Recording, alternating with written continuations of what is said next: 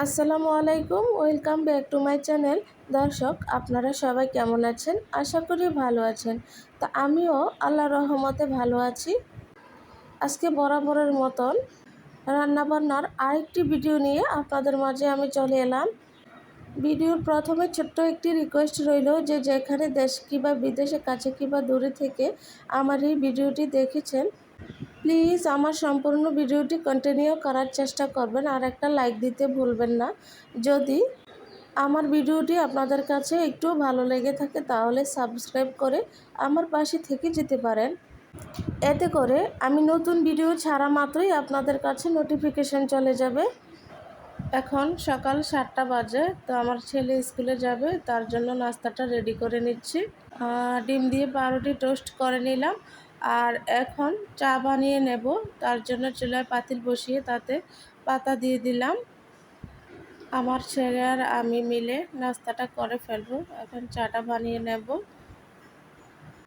আমি কিন্তু সচরাচর চা খাই না, চা আমার পছন্দ না।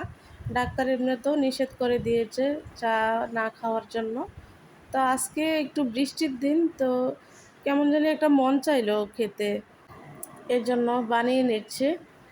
তো আমার ছেলের চায়েতে আমি চিনি অ্যাড করে দিচ্ছি, আমারটার মাঝে চিনি দেব না। চিনি ছাড়া কিন্তু চা একদমই ভালো লাগে না খেতে, তো কি আর করা, এভাবেই খেতে হবে। আমি চিনিটা অ্যাভয়েড করে চলি। প্রত্যেক দিন রুটি বেলতে হয়, তো আজকে আর রুটি বেলার ঝামেলা নাই। আজকে একদম সাদামাটা একটা নাস্তা তৈরি করে নিলাম, কোনো ঝামেলা ছাড়া। এই তো নাস্তাটা খাওয়া শেষ, আমার ছেলেটাও স্কুলে চলে গেছে। তো এখন দেখুন আমি পটল ছিলে নিচ্ছি। তো আজকে পটল ভাজা করব, মাছ ভাজা করব, তারপর ডাল রান্না করব।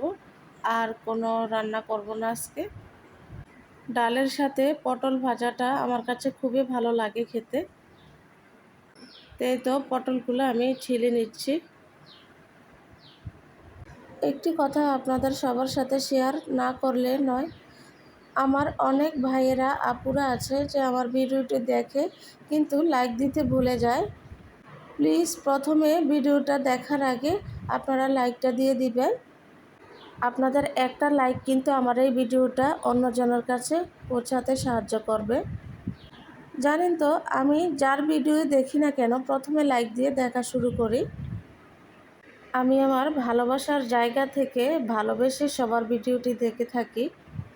আমার মতো করে আপনারাও যদি এই ভিডিওগুলি এভাবে দেখেন সবার ভিডিও, তাহলে আমরা সবাই একদিন সফল হতে পারবো।